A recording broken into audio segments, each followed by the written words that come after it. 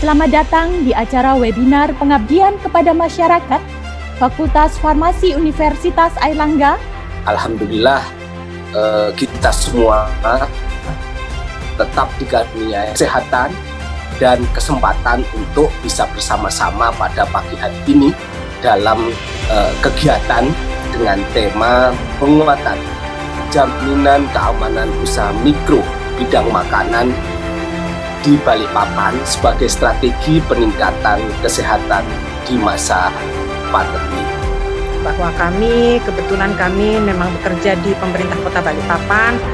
Kami atas nama dari pemerintah Kota Balikpapan mengucapkan banyak terima kasih kepada Fakultas Farmasi yang telah memilih Kota Balikpapan sebagai tempat pengabdian masyarakat. Baik, Bapak sekalian yang berbahagia, inilah yang ditugaskan pada saya terkait dengan cara produksi pangan yang baik untuk industri rumah tangga. Jadi ini sebetulnya juga terkait dengan UMKM. Selain keamanan untuk dikonsumsi, tapi ternyata juga dibutuhkan bahwa para konsumen dan juga seluruh yang terlibat dalam pangan ini, maka makanan itu harus bermutu. Dalam pengawasan dan pembinaan, maka pangan wajib memiliki izin edar. Ini untuk di bawah menengah ya, untuk kecil, mikro itu bisa dengan bukan izin edar, tapi dari PIRT, itu dari Dinas Kesehatan. Ya. Sehingga di sini ada sertifikat produksi pangan industri rumah tangga yang diterbitkan oleh wali kota atau bupati. Apalagi di era pandemi ini, higienis karyawan harus merawat kebersihannya. Tidak boleh orang yang sedang sakit, baik itu flu, tifus, dan macam-macam, sakit kulit dan seterusnya itu berada di tempat pengolahan makanan. Maka ini, apalagi kalau COVID menderita, dan itu maka jangan memproduksi pangan.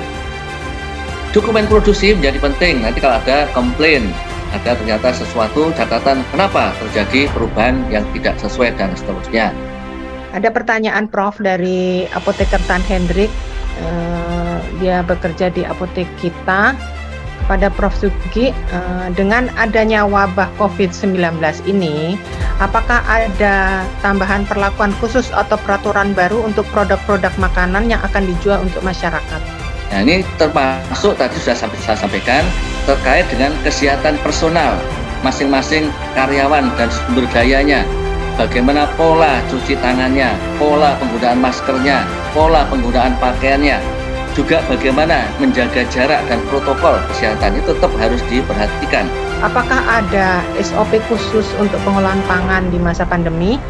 Pedoman produksi dan distribusi pangan olahan pada masa status darurat kesehatan COVID-19 di Indonesia tahun 2020 dikeluarkan oleh Badan POM. Silakan, itu bisa digunakan teman-teman dari instalasi farmasi. Sesi kedua, di mana akan dipandu oleh moderator dari Fakultas Farmasi Universitas Airlangga, yaitu Apoteker Dewi Melani Haryadi, Master of Philosophy, Doctor of Philosophy.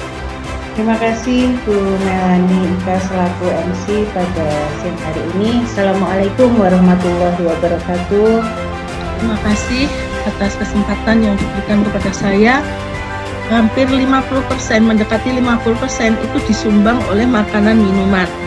Jadi UMKM dalam bentuk makanan minuman, maka bisa dikatakan bahwa UMKM ini adalah pahlawan ekonomi bagi Indonesia.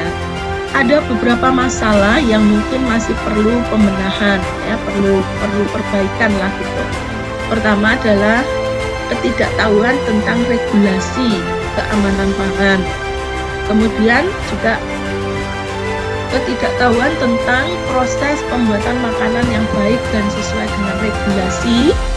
Kemudian penggunaan bahan tambahan pangan yang aman dan agar produksi ini dapat berkualitas baik dan memenuhi syarat kesehatan, higiene, dan sanitasi. Kemudian di sini perlu juga bagaimana meningkatkan produktivitas dan kinerja usaha, serta bagaimana meningkatkan pemasaran dan networking bagi produsen makanan minuman ini. Kemudian karena lebih banyak ditujukan UMKM ini untuk memenuhi perdagangan, maka dia harus memenuhi standar perdagangan. Apa sih bahan tambahan pangan ini? Bahan tambahan pangan itu ditambahkan untuk mempengaruhi sifat dan bentuk pangan secara langsung atau tidak langsung. Bahan pewarna ini ditambahkan untuk apa? Yang pertama yaitu untuk menunjukkan kematangan atau kesegaran, ya, atau juga bahwa ini sudah campurnya itu sudah rata, ya. Kalau warnanya masih belang bonteng itu kan berarti belum rata. Pengawet yang dilarang untuk pangan ini sangat dilarang, ya. Formalin ini menimbulkan kanker paru, gangguan pada jantung, gangguan pada alat pencernaan, gangguan pada ginjal. Boraks ini bisa gangguan pada kulit, gangguan pada otak, dan gangguan pada hati. UMKM berkontribusi besar dan nyata dalam ekonomi Indonesia, perlu terus dibina dan ditingkatkan untuk kemandirian bangsa. Kita akan lanjutkan pada narasumber berikutnya, yaitu Ibu Dokter Apoteker Yuni Ekowati Magister Sains, yang akan membawakan tema aspek keamanan kemasan pangan. Prof. Erma tadi sudah menjelaskan dengan jelas, ya, dengan sangat jelas ilustrasinya, ya, bahwa makanan yang kita konsumsi itu mengandung banyak sekali nilai gizi, nutrisi, dan juga sumber energi yang sangat diperlukan untuk meningkatkan daya tahan tubuh manusia, ya, terutama pada saat ini kesehatan nomor 1, ya. Jadi daya tahan tubuh yang kuat itu nanti yang juga akan membantu kita bisa melawan virus yang saat ini menjadi pandemi.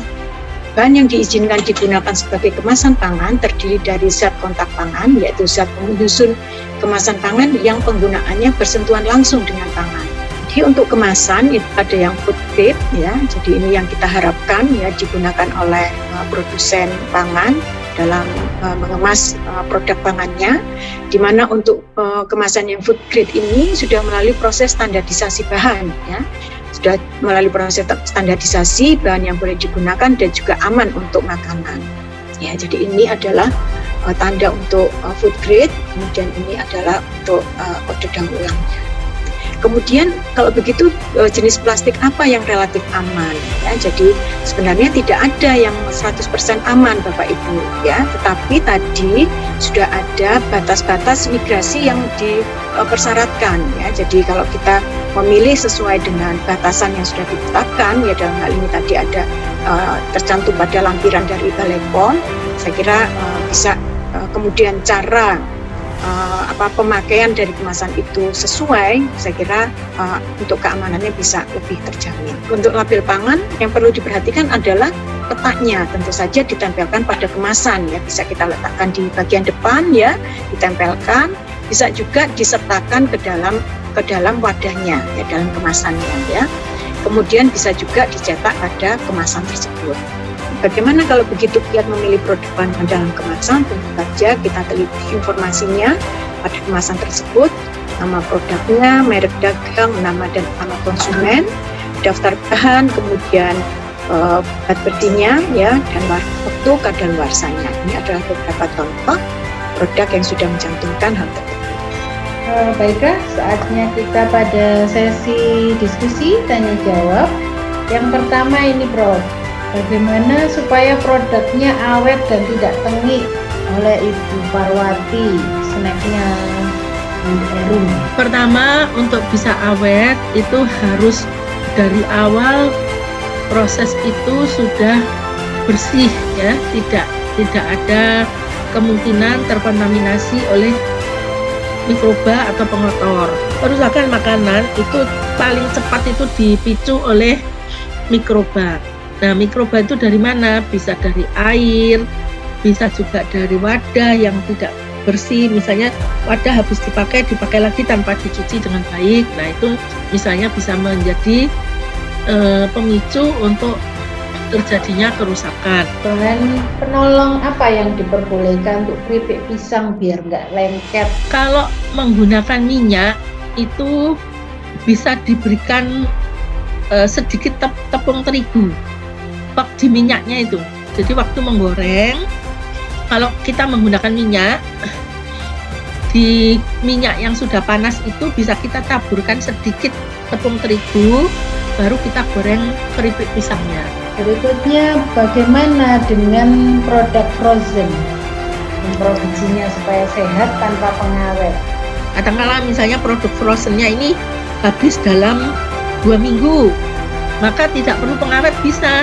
Jadi setelah dibuat, dibungkus masing-masing dengan plastik yang transparan dan tadi memenuhi syarat, lalu di packing dengan packing yang baik. Selanjutnya kita beralih pertanyaan untuk Ibu Dr. Yuni Ekowati. Yang pertama ini Bu, bagaimana kalau produknya bisa lebih lama, kadaluarsa dan kemasan apa yang bagus? Ini untuk snack El Maru. Kemudian untuk kemasan apa yang bagus? Ini untuk snack itu pada umumnya bisa menggunakan plastik yang jenisnya PP ya, jadi polipropilen. Selanjutnya dari Ilmi Food UMKM. Cara membuat label informasi nilai gizi bagaimana? Kemudian ada nggak lab khusus yang ditunjuk bisa bersama? Jadi untuk ketentuan tentang pembuatan label informasi gizi bagi UMKM itu sudah dijelaskan secara detail pada Peraturan Balai POM nomor 16 tahun 2020. Sebagai apresiasi, kami berikan sertifikat penghargaan dari Dekan Fakultas Farmasi Universitas Airlangga. Yang pertama diberikan kepada Bapak Profesor Dr. Apoteker Sugianto, Magister Sains sebagai penyuluh. Terima kasih Bapak. Apresiasi yang berikutnya kami berikan kepada Ibu Apoteker Hasnah Hairani, Magister Kesehatan selaku moderator. Terima kasih Ibu. Profesor Dr. Apoteker Nur Erma Nasution, Magister Sains sebagai penyuluh. Terima kasih banyak Ibu. Yang berikutnya pemberian sertifikat penghargaan kepada Ibu Dr. Apoteker Yuni Ekowati sebagai penyuluh. Terima kasih Ibu. Tak lupa kami berikan pula apresiasi penghargaan dari Dekan Fakultas Farmasi Universitas Airlangga kepada Ibu Apoteker Dewi Melani Haryadi, Master of Philosophy, Doctor of Philosophy selaku moderator. Terima kasih Ibu. Terima kasih kami ucapkan kepada seluruh peserta yang sudah sangat antusias mengikuti acara ini hingga selesai. Kami harapkan informasi pada hari ini dapat memperkaya wawasan dan keilmuan kita serta bermanfaat bagi kita semua, terutama bagi mitra kami di Balikpapan. Atas nama panitia kami mohon maaf yang sebesar-besarnya apabila ada kekurangan selama pelaksanaan acara ini. Terima kasih, wabillahi taufik wal hidayah. Wassalamualaikum warahmatullahi wabarakatuh.